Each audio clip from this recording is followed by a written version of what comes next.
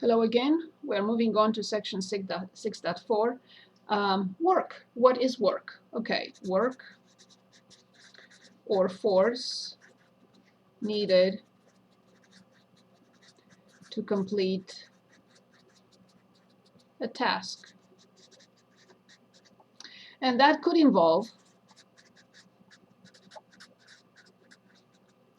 two different types. Type A, which is a constant force, F equals mass times acceleration. Force measured in newtons, Newton, mass measured in kilograms, and acceleration measured in meters per second squared. Kilogram times meter per second squared equals Newton. Constant force and also constant acceleration. Sorry. Normally the gravity acceleration due to gravity, which is denoted by G, 9.8, I prefer 9.81 meters per second squared, but it's okay as 9.8 as many books present. Okay, so now in this particular case, under constant force and constant acceleration, then the work has the following formula. Work equals force times distance. Work is measured in joules. Joule. Of course, force in Newton and the distance in meters. Or we can also have work equals force times distance. If the force is given in pounds, if the distance is given in feet, then the work, instead of joules, of course, which is Newton times meter, pound times foot, well, this will be a measurement unit called foot-pound. I always write it as pound-foot, as you've noticed, for some reason. But it's because of pound-foot, but they call it foot-pound. That's fine. Okay, also, 1 foot-pound is approximately, for your information, 1.36 joules. So this is the option 1. Option 1 with constant force, constant acceleration. Okay, there is also option B, and that's why we're here in calculus. Option B, of course, deals with variable force. An example of a variable force.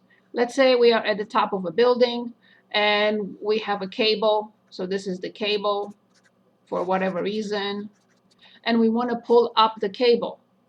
As you notice, up here we are pulling the cable, but as we pull the cable in towards us, of course, up from the building, this is the building, then of course the force changes, because the moment we start pulling the cable, then the length of the cable will change. It will become smaller and smaller till it's nothing, till we just pass all the cable over the railing or to the top of the building. So a variable force. So the variable force, we will denote it, obviously, any notation works, but we use f of x. And we have here two scenarios to look at. Moving an object, like here, on the interval a comma b. How do I determine the work? Of course, the integral from a to b from f of x dx. And there is also another option or another formula or concept here called Hooke's law for springs. In our case, that's what we are looking at. And the law says that f of x, the force, the variable force, equals k times x. Okay, what does this mean? So k is a positive constant. specific to the spring in question. F of x is the force required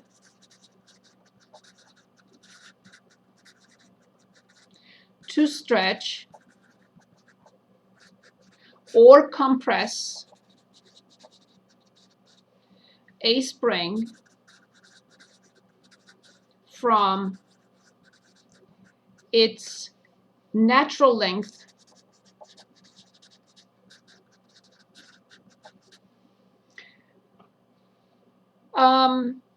so the force required to stretch or compress a spring from its natural length is directly proportional, natural length x is directly proportional to x. Directly, k times x. Directly proportional to x. Okay, so this is the theory behind what we are looking at in 6.4. And now let's see how we apply these in several situations. I'm on page 3, and let's start with problem 1, and that is on page 470. Okay, it says how much work is done when a weightlifter lifts 200 kilograms from the distance of 1.5 meters to 2.0 meters above the ground. Well, this is a situation in which we do have a constant force. Since we have kilograms and we have meters, of course, kilograms and meters, we are referring to this particular situation, not pound and foot, so careful. Okay, so then the force in this particular case, it's constant, okay, the mass multiplied by the gravitational acceleration or acceleration due to gravity, either 9.8 or 9.81, that's fine. I don't need to multiply these two just yet.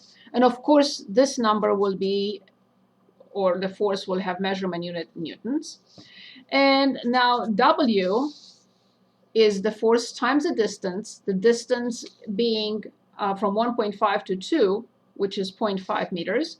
So all this force that I don't need to calculate right now, 9.81 multiplied by 0.5.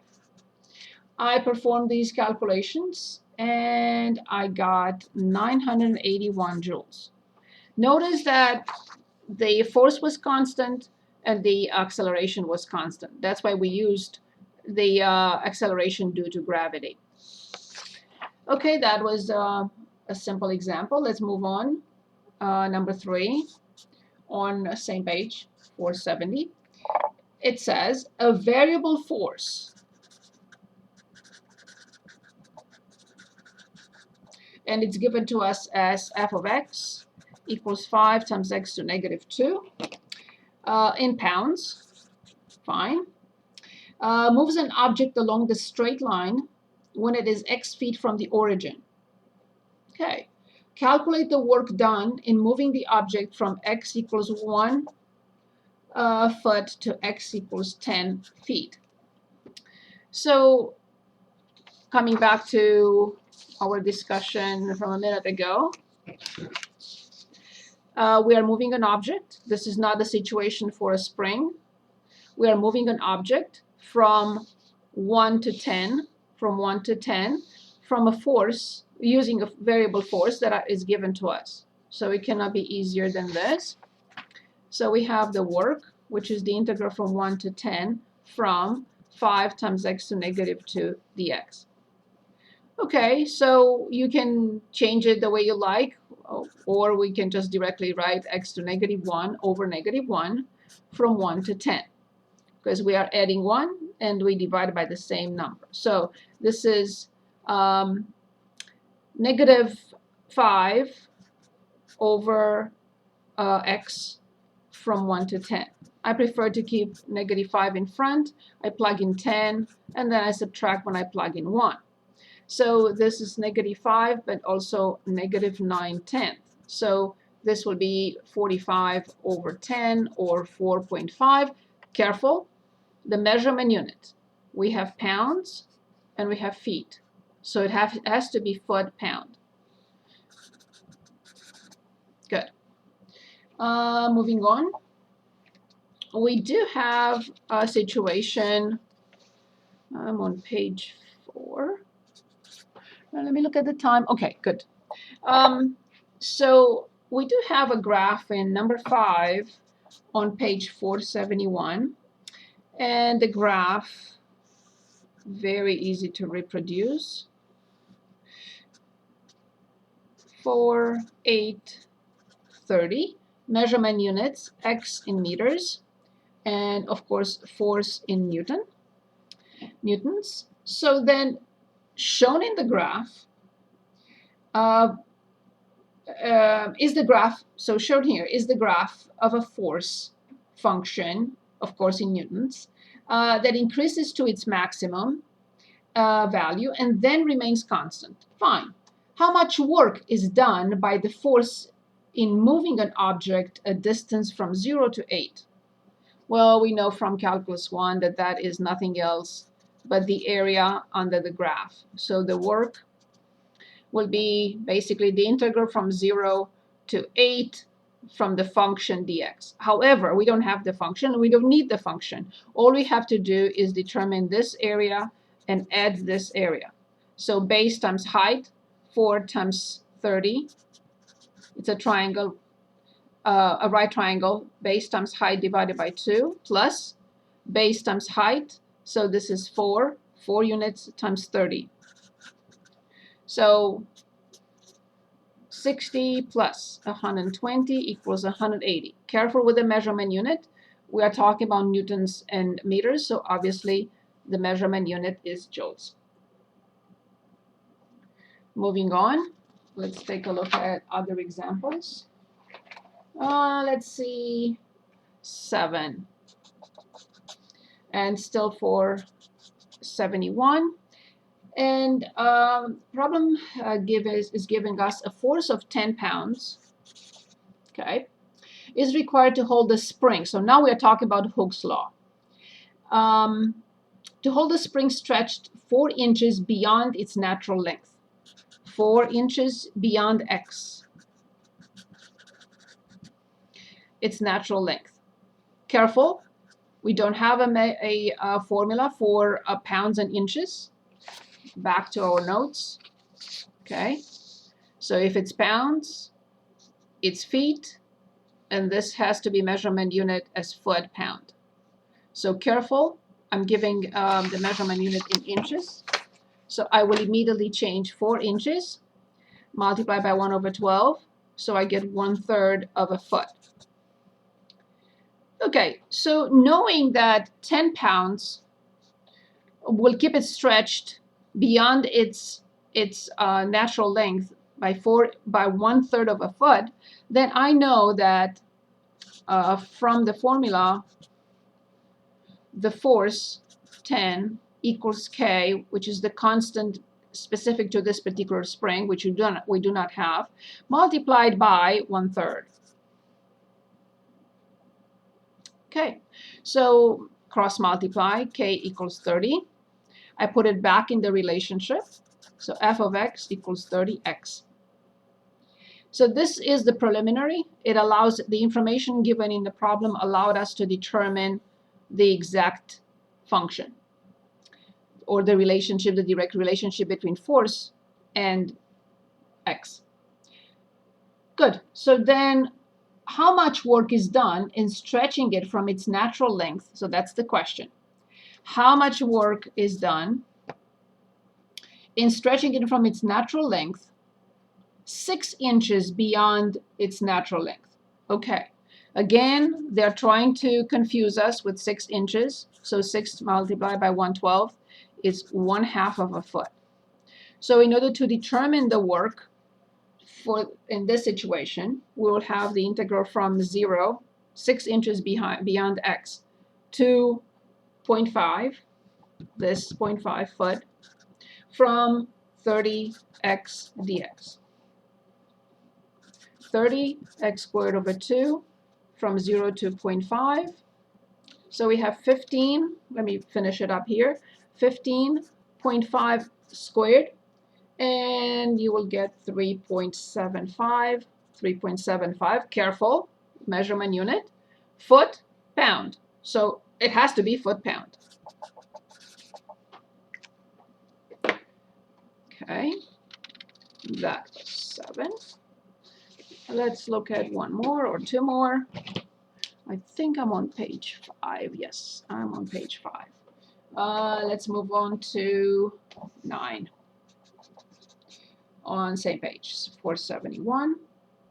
So in 9 it says, suppose that 2 joules work is needed to stretch a spring from its natural length, so from its natural length x, to of 30 centimeters, so x is 30 centimeters, to a length of 42 centimeters.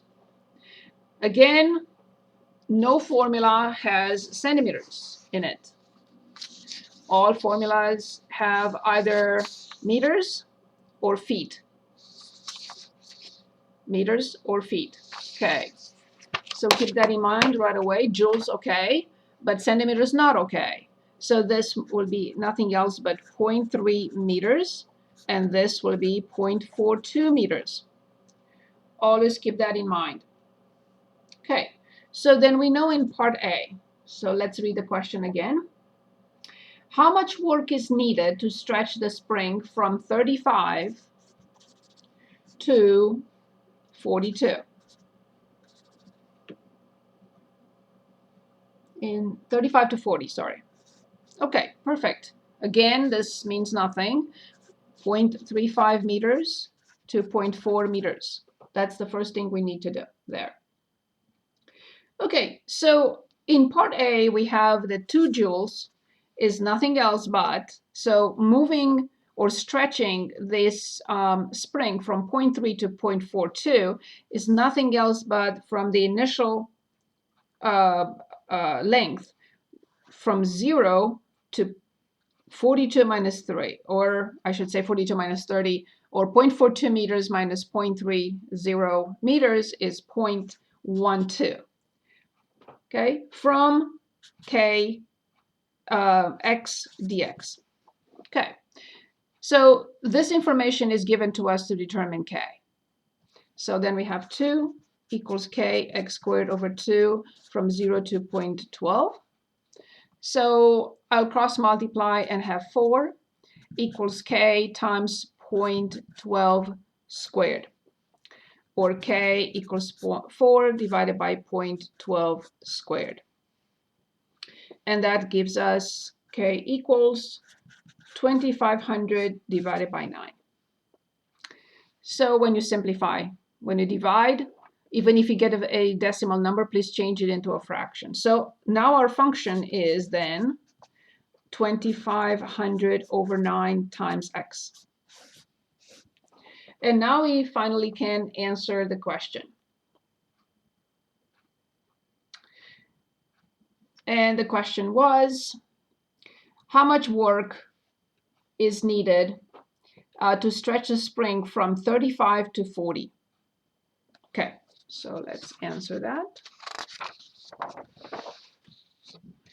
I am on page 6. Good. Hope you can see this. So the work from 0.35 to 0.4 is the integral from, the initial x is 30, but we want to start from 35, so I have 0.05, and to 40, which is 0.10 from this. 2500 divided by 9x dx, and that will be 2500 over 9 x squared over 2 from 0.05 to 0.10. Let me remove this page. Okay, 2500 divided by, I'm going to write 18, 9 times 2. So then I plug in 0.10 squared minus 0.05 squared. And I did not calculate this. And let's do it now. So careful, put this 2,500 in parentheses, left parenthesis 2,500 divided by 18, close, and then open another parenthesis with 0.10 squared minus 0.05 squared and close the parenthesis. 2,500 over 18, that's what it is, and correct. Press enter, and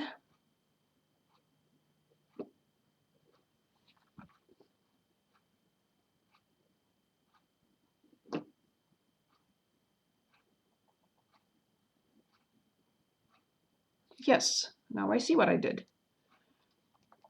Although I checked, I cannot have a negative number.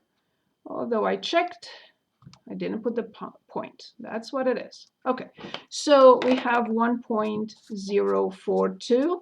And now let's think about the measurement unit. Let's go back and see what we were given. We were given meters and joules. Perfect. So this must be joules. Okay, part B.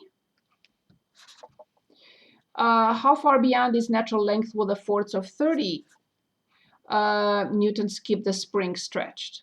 Okay, so all we need to do in this case, 30 equals this, 2,500 over 9 times x, and we only need to determine x. This is pure algebra, so I have that x equals 2,700 over 2,500. I don't have this, 270 divided by 2,500. So this is 0.108 meters. If you want to change it into centimeters, it will be 10.8 centimeters. I hope this helps. Thank you very much.